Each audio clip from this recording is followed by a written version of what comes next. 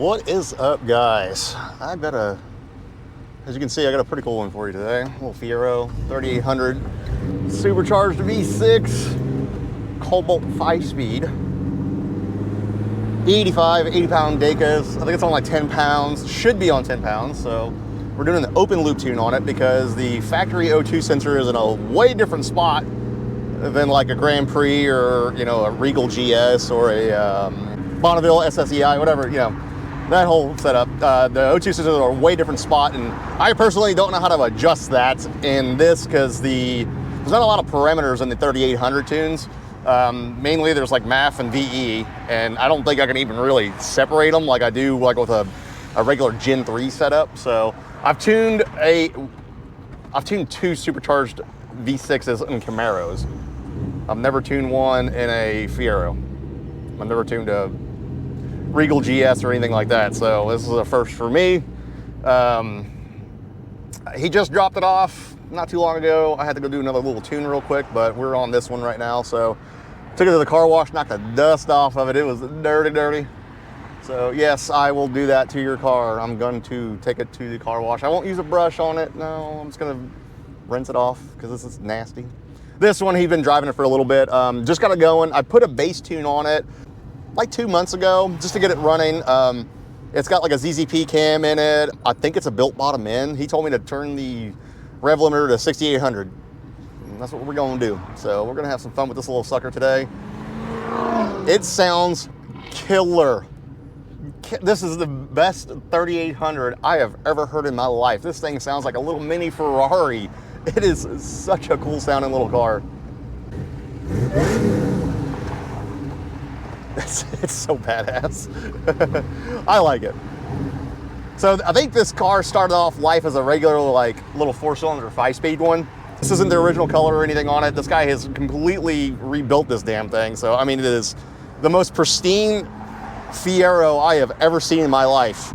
I've seen quite a few of them. It's not a GT or anything. It's this little base model one, but it's still cool. It has all the I think 87 was the last year of it. A Fiero guy might correct me on that, but I think 87 was the last year of the Fiero, I think, or 88. It has all the GT stuff on it already, so all the cool suspension goodies and stuff. It's got them, and then, oh dude, whoo, this thing handles. It's like a little go-kart. This is probably the smallest car I've ever driven. I've never driven one of these cars. I've ridden in one, but never driven one. Pretty neat.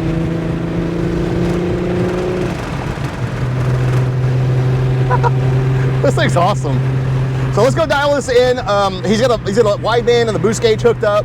I'm just gonna watch the wideband and then kind of go off of the MAF frequency and then just kind of adjust around that and just kind of get it close.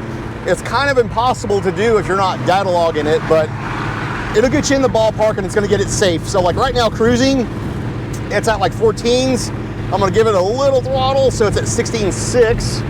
And we're gonna look at that. Let's see, where's the frequency? Frequency is 5,000. So around that, we're gonna add a little fuel. So I would imagine I'm gonna probably scale it all the way up. It's probably gonna need fuel all the way up.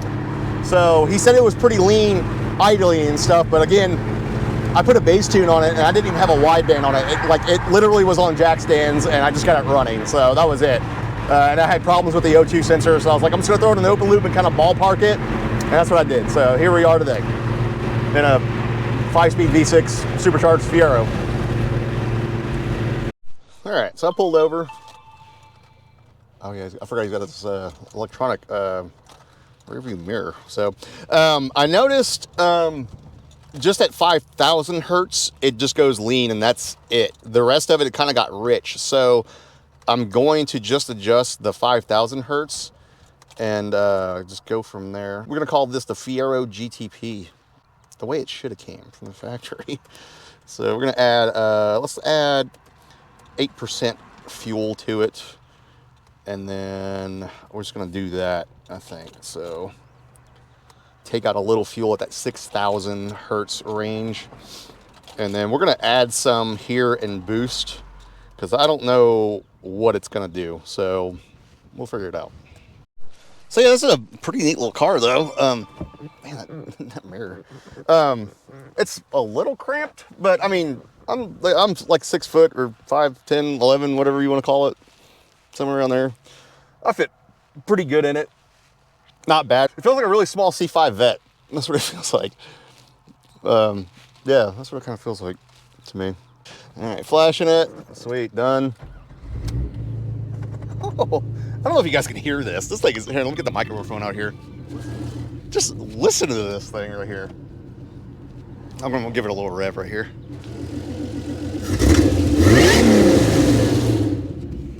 That thing's awesome sounding.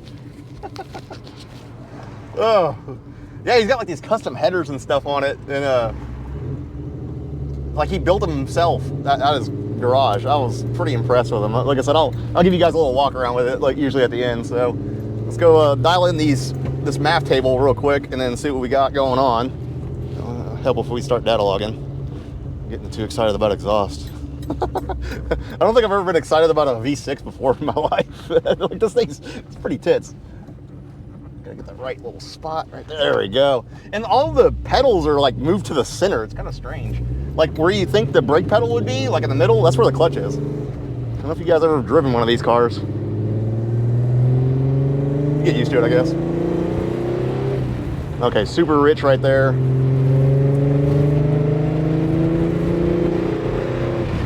All right, so we still got some work to do. I'm just kind of keeping mental notes, really, like just see, like about 4,000 RPM on the log. I'll see where the hertz rate was and just kind of take a little fuel or add a little fuel, whatever I need to do. Kind of get it close and then kind of smooth it all out. It should be really, really close. That's how you do it without data logging it, like data logging the fuel. So kind of sucks, but it is what it is sometimes. So I've been driving around on this thing for, I don't know, probably like 20, 30 minutes. It feels really good. It sounds wicked. The 3800 is probably one of my favorite GM engines. I ain't gonna say they're bulletproof, but damn, they will run bad longer than cars will just run, period. Like, I mean, I've seen these things missing, head gaskets blown, just running, overheating, boiling over.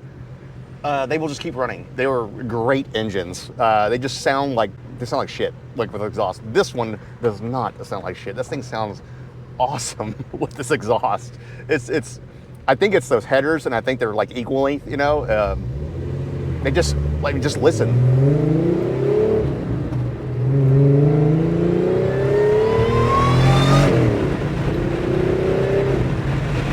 I mean, you ever heard a 3800 sound like that?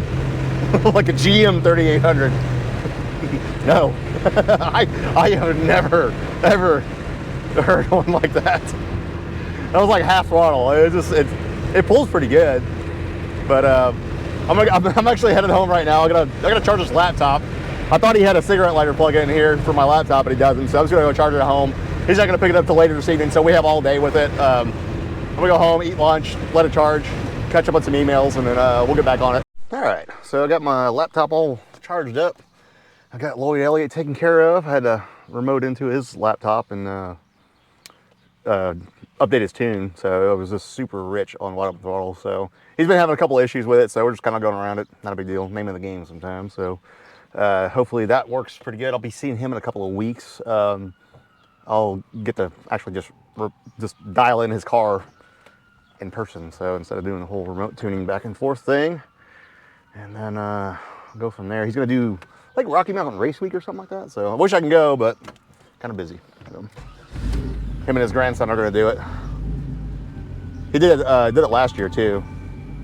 So all right, on with the Fiero GTP. That's what I'm gonna call this one.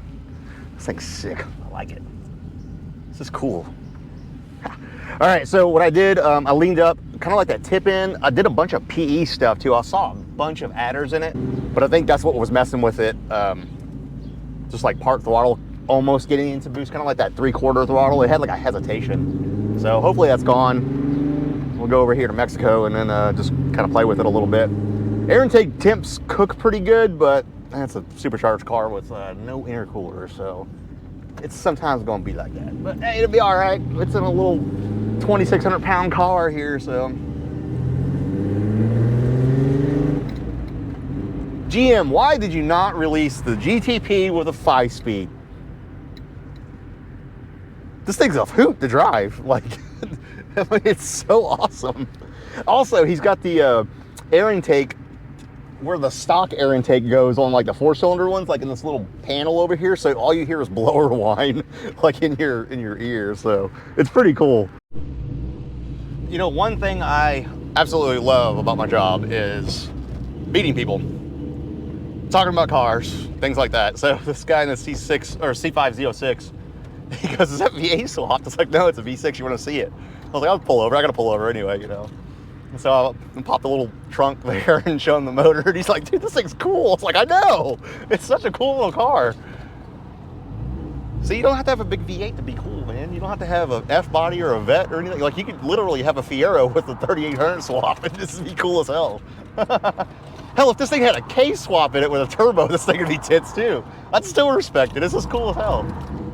You just don't see them. It's kind of like an American MR2, you know?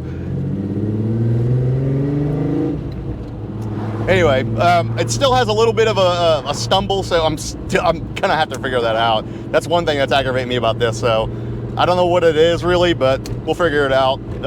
It could be plugs or something, but got a little bit of a stumble just on a tip in. Like, you kind of get on it and it's like, you can, I don't know if you guys can hear it, but I can hear it. But it's like just a little bit. It ain't a rev limiter or anything. It's just got some kind of richness. Let me see what the AFR is real quick. Like 1090, so okay, maybe like that tip end's like way too rich, so I'm gonna lean that up pretty good, and then just riching it up on the top, so I know where it's at. I'm gonna pause this log right here, and then I know exactly where that was because it's the only spike in the log. I'll look and see what the MAF frequency was when it was doing it, and then adjust around that. All right, so I'm still riding the struggle bus with this thing, so I did a little pull and like it just started running really bad, and I was like, what the hell, you know, like, so I went and put some fuel in it, figuring it was low on fuel because the fuel gauge didn't work. It only took 4 gallons. I'm like, okay, man, ain't that. So I popped the little trunk there where the engine is, and I'm looking around, I don't see anything. So I look at the data log real quick, and the map sensor stuck at 100, and I'm like, vacuum line popped off. Sure shit, it did. So let's go make another pull, see what you do. Sometimes it be like that. You get that on these big jobs. It runs excellent, except at auto and throttle. It just kind of breaks up. So it's either there's something in the tune that I'm just not seeing, or it's got spark blowout. So I think I'm gonna make this little pull right here, and then I'm literally gonna go home, let it cool off, and then pull a spark plug out and just see what the gap is on it. I'm not sure if he gapped them or not, but if they're pretty big, then that's probably what the problem is.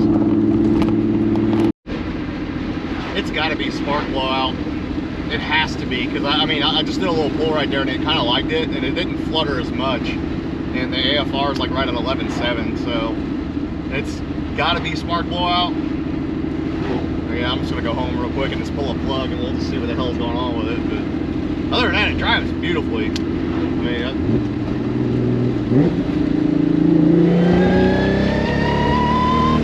yeah, it fluttered pretty good right there. That feels like spark blowout to me.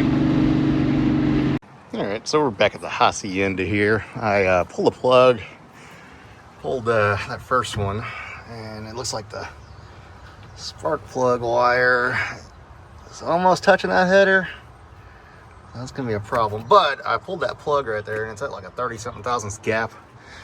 I think it's got spark blowout. That's the only thing I can think of. I've been through this tune 100 times, it seems like. This is the hose that popped off right here. That's good now, but he needs a zip tie on it. It goes to the bottom of the manifold right there. Got another little cracked one right here, but it looks like it's holding. The only other thing, man, it's gonna open boost valve right there, but I don't think that does anything. I think it just holds it shut, so I don't know.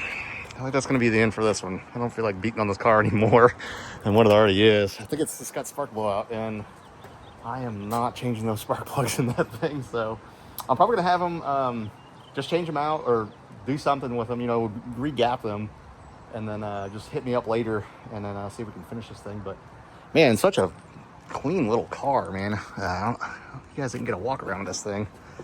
It's so clean. He painted this in his garage too. Just a really, really nice car. But just a sweet little car, man. Yeah, sorry I didn't get any, wide open throttle, 6,800 RPM stuff with it, but I don't like doing that when it's having issues. So sometimes, again, it'd be like that. This is a Cobalt transmission. It's a Getrag something. I believe those are Cobalt CV axles as well. He's got a custom long tube header set up, equal length. That's why it sounds like it is. It's a Spintech muffler, little 10-pound pulley. Just a neat little car. So again, thanks for watching. Like, subscribe, do all that YouTuber stuff. Catch you guys in the next one.